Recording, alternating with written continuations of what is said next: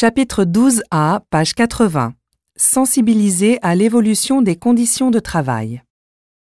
Alors, la thématique de cette année, 13e semaine, je le disais, 13e année, c'est le numérique. Le numérique qu'on voit de plus en plus, effectivement, dans notre travail, c'est un plus pour l'amélioration des conditions de travail? Alors, chaque année, on organise, c'est la 13e édition, la semaine pour la qualité de vie au travail. Pour nous, c'est l'occasion de mettre en avant des pratiques et des questions aussi. C'est-à-dire, est-ce un plus ou pas un plus? L'objet de la semaine, c'est d'instruire cette question, de travailler avec des entreprises, des partenaires. Mais vous, votre regard et le regard de ces partenaires, parce que vous avez déjà échangé. On sait qu'aujourd'hui, le numérique est là. On est à l'ère du numérique. Depuis 40 ans, on ne consomme plus de la même manière, on voyage plus de la même manière. Et on sait que ça a un impact sur les métiers et le travail. Il y a des évolutions dans les métiers et sur les conditions de travail, naturellement. C'est-à-dire qu'on est tous avec des smartphones, on est tous avec... L'informatique est partout dans nos organisations. Donc plus de productivité, plus rapide? Alors ça permet, ça peut être un formidable outil de liberté, parce qu'avec mon smartphone, je peux travailler en étant dans la salle d'attente, installé dans mon canapé ou derrière mon bureau, et peut-être faire la même chose. Mais ça pose aussi, ça peut être aussi un fil à la patte, parce qu'on contrôle mon activité, c'est-à-dire qu'on peut mesurer, on peut tracer les activités de personnes. Donc, voilà, et on peut se laisser déborder par le travail, y compris chez soi. Et on peut se laisser déborder par le travail, d'où la question de la déconnexion qui est aujourd'hui évoquée au niveau réglementaire. Il y a des entreprises qui ont expérimenté ce droit à la déconnexion parce qu'il y a une porosité entre vie au travail et vie hors travail aujourd'hui. Les lieux changent, on est des convaincus et on essaie de le démontrer au travers de nos expériences que les conditions de travail, c'est une variable stratégique dans l'efficacité des organisations. On connaît le coût du mal-travail, de la difficulté au travail, de la santé au travail, des problèmes de santé au travail. On voit bien que les entreprises qui ont des politiques actives en matière de qualité de vie au travail, c'est des éléments favorables à l'engagement et l'efficacité des organisations. Chapitre 12b, page 82. Expliquer à une collègue sa mission de travail.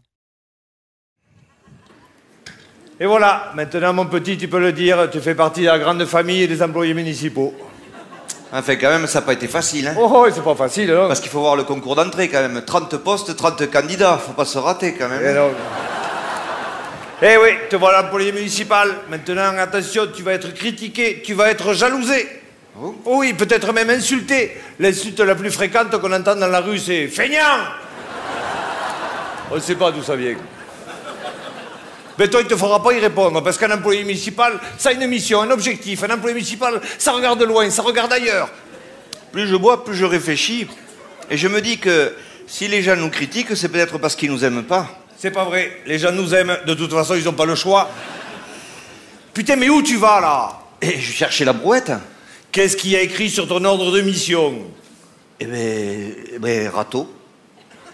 Alors tu penses râteau, tu vis râteau. Ta vie est un râteau.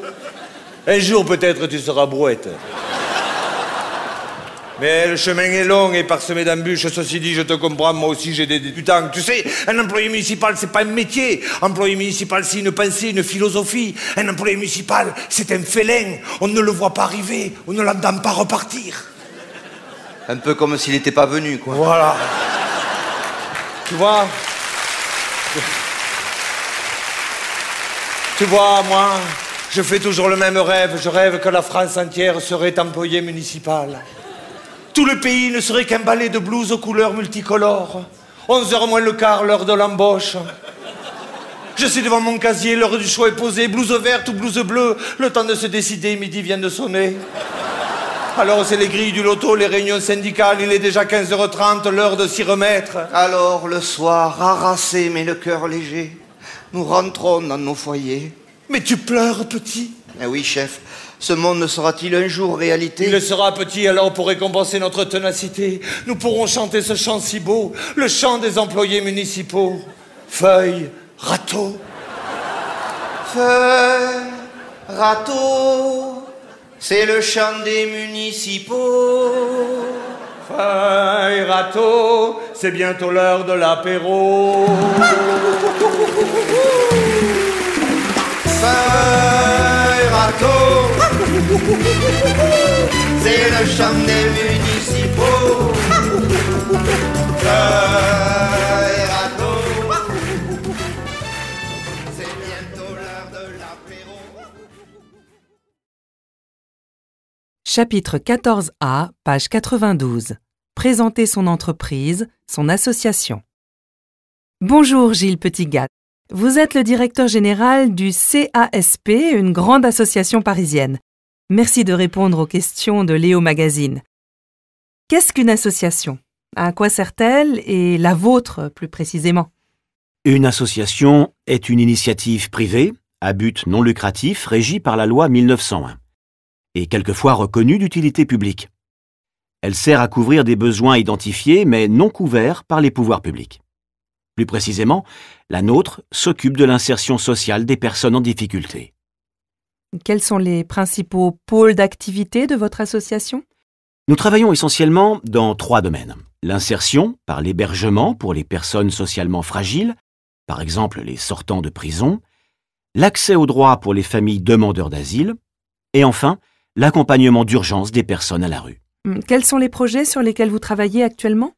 Afin de nous adapter à la nouvelle réalité des difficultés sociales, nous sommes en train de restructurer notre association en profondeur, après avoir fusionné avec 2 autres associations.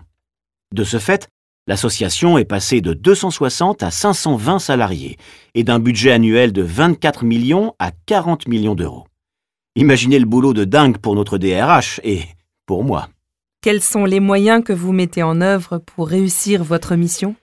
Pour atteindre notre objectif, à savoir l'insertion durable des personnes en difficulté, il est de mon devoir d'ajuster les subventions allouées par l'État à l'efficience des activités dont je suis responsable. La qualité des services offerts au nom des deniers publics demeure la priorité absolue de notre association. À votre avis, quelles sont les qualités essentielles pour réussir une mission telle que la vôtre? Être toujours force de proposition, ne pas être un simple exécutant, être rigoureux sur la qualité du travail et, bien entendu, faire preuve d'humanisme. Enfin, quels sont les éléments essentiels à la bonne marche d'une entreprise associative? Mon credo, concerter pour faire adhérer. Autrement dit, une démarche participative qui permet aux salariés et bénévoles de s'impliquer pleinement et activement dans l'association à travers leur mission. Un très chaleureux merci, cher Gilles, et bonne chance pour tous vos projets à venir.